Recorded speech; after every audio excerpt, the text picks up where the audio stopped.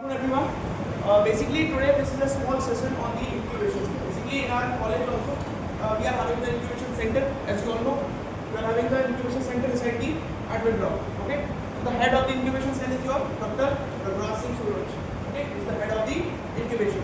Main thing is that not only the placement but college is also providing you the schemes behind the government. Like you can also go for the different incubations. If you are having any different types of ideas in your mind for any incubation or any for the business purpose, then you can share with the college also, as well as you can share the same content with the government also. Okay. So basically in the today's session we will go on with the very small topic which the central is about this business model canvas and the business model fit. We will explain you about the small types of business, how you can create your business ideas, okay, and how you can not only in the placements but you can also go on the different incubation side also. You can also go on to the business side also. Okay. So in our campus, we are also having the proper office in our campus. You can also go and visit over there. Okay. Proper team is working for the incubation cell, and I'll be presenting on a business model canvas.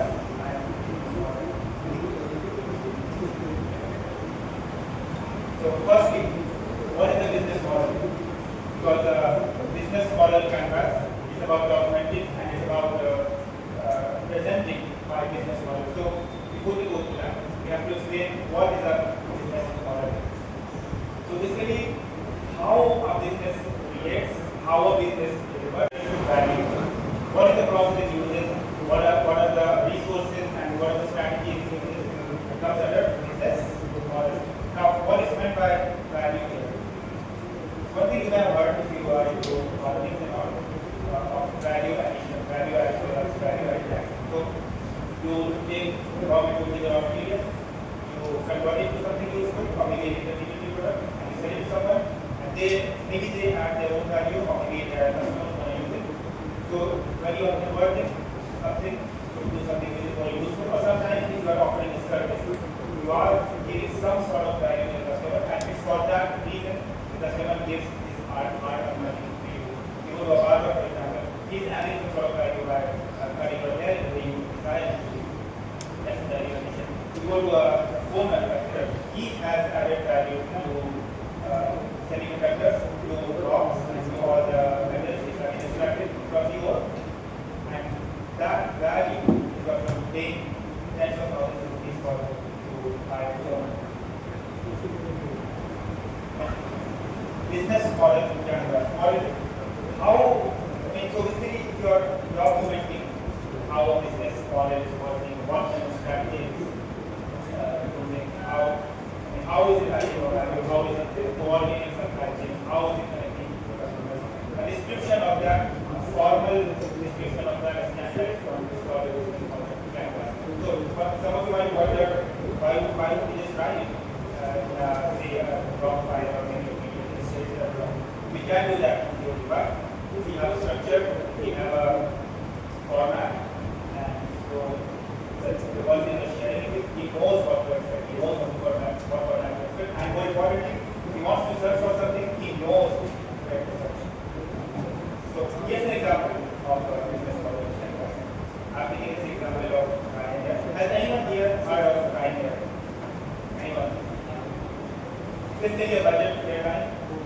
Tickets are extremely cheap, and the way it works is that even though the tickets are cheap, every additional service on top of that, including food, premium seats, and headsets and movies and all that, they charge for it. So you basically pay for whatever you want. You don't pay extra for other things which other airlines give you by before. And the way business canvases work is that we have components, and you explain very short how that business implements. So take this for example, value proposition. What is the value IIM is giving to its customers? Ultra low fares. Right? That's the value, that's the model, that's the thing which is selling. Second component, revenue stream. How is it earning money? Ticket sales, that's the pretty obvious one, and on top of that, you have ancillary fees. As we discussed, every extra service, every extra thing you try to consume in IIM, adding food, adding beef, adding assets, and in some cases, they are all charged. Here's another example.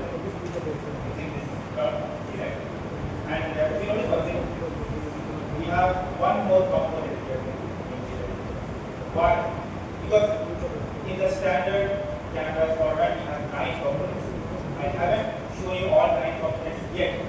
This is how simple. I will come to that. The third component here is key activities.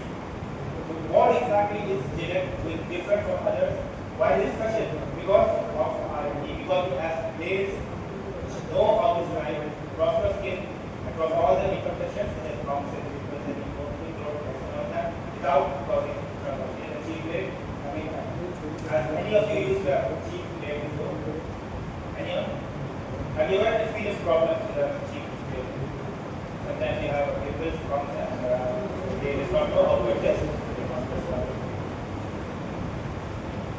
And besides that, the other 2 components are exactly the same revenue stream. The way it works is that the main machine, the main handle of direct players, they are already price cut, they are plates, the replacement plates are accessible. That's the main revenue generation source. And value proposition to competition. Then we come to Toyota. The third example with more components. Customer and some components are different as well. So we have this T1 customer segment. Which type of customers is Toyota trying to target? Well, differently ones.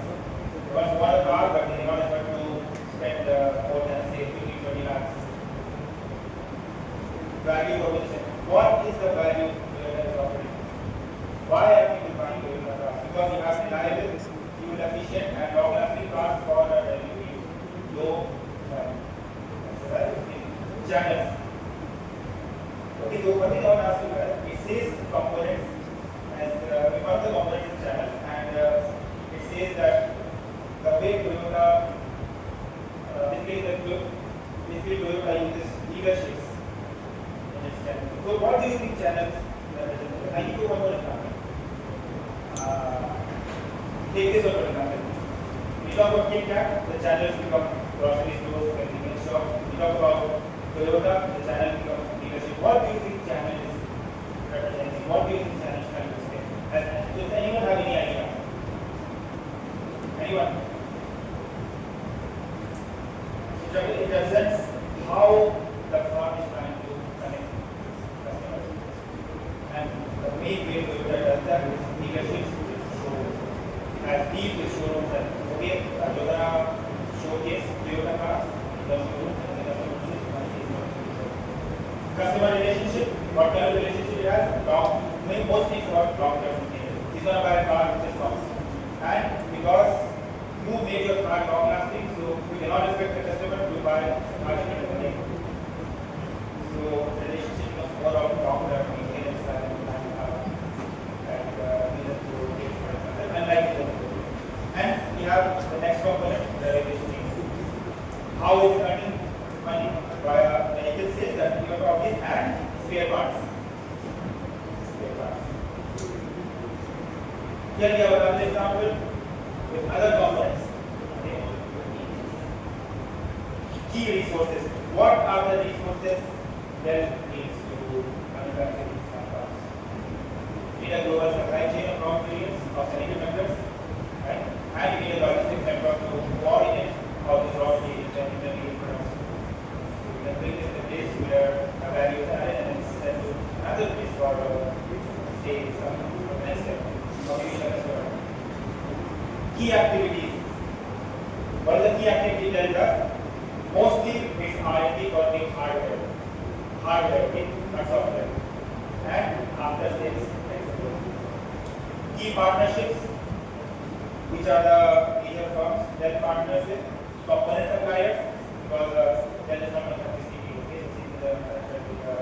Intel and GPU by NVIDIA and so on. Logistics partners, FedEx, if the manufacturing happens in the United States and they want to sell in India, we will have to partner with logistics firms and enterprise software partners like Microsoft to install Microsoft Windows.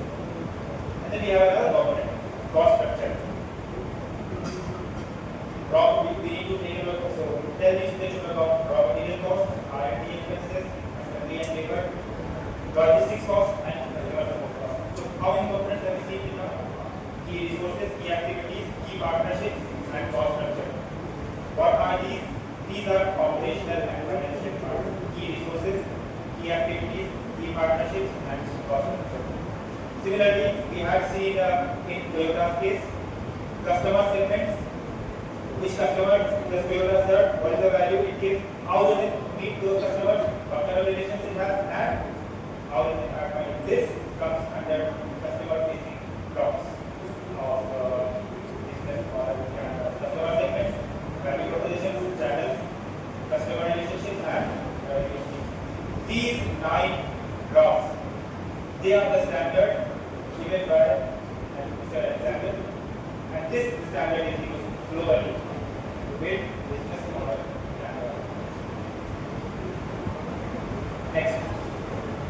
Next, I'm taking a cricket cap as the next example in which I adjust all these 9 blocks. Customer segment, who does Kit Kat serve? Usually, people looking for snacks. What is the value it gives? Chocolate as well. Origin of that sweet here. Okay.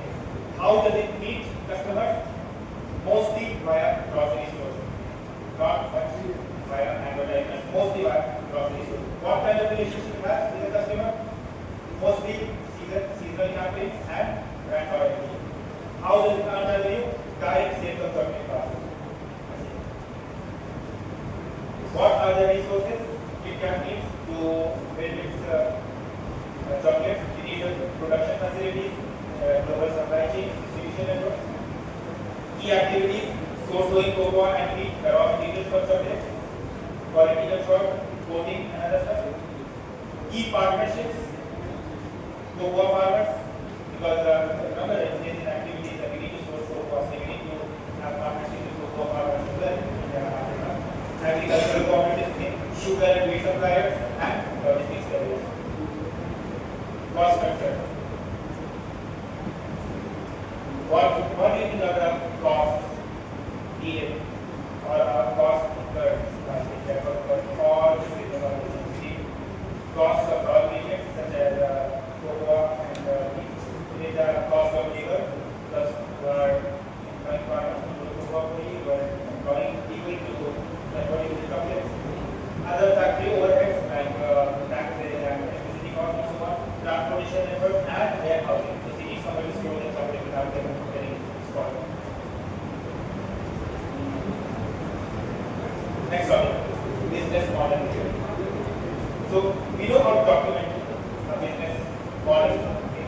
We have seen that by a business model, how to document a business model. So now, it's one thing to document, it's one thing to come up with an idea. One thing to come up with an internally coherent model where all these 9 components make sense. It's another thing to see if your business is scalable or not. To give you an example, solar energy and solar power, they were not as cost efficient back in 1990s as they are now. So was creating and distributing solar panels feasible? Sorry, was it possible back in 1990s? Yes, it was. Was it financially feasible? No, it was not financially feasible. So it's one thing to have a coherent idea, it's another thing to see if that idea is going to give you profit or not. And this is where this concept of business model comes in. And we have 3 things here. Problem solution fit. That is, are you actually solving a problem or not? Product market fit. Is the product actually in demand? And thirdly, business model fit. Is the whole operation one of these profitable at least? Starting with this problem solution. And its core, the core essence is that does the customer care about the problem you are solving? Whatever you are trying to solve, is it even a problem for customers? What is the success sign here? If the concern of customers matches your solution. So this will be an example. Suppose we have a chocolate manufacturing company, okay, and the customers complain that some units are sour. Customers complain that some units are sour, and the firm addresses it. That's the problem solution fit, because the customer had a problem and we solved it. And here's a counter example. Suppose the chocolate manufacturing firm decides that packaging needs to be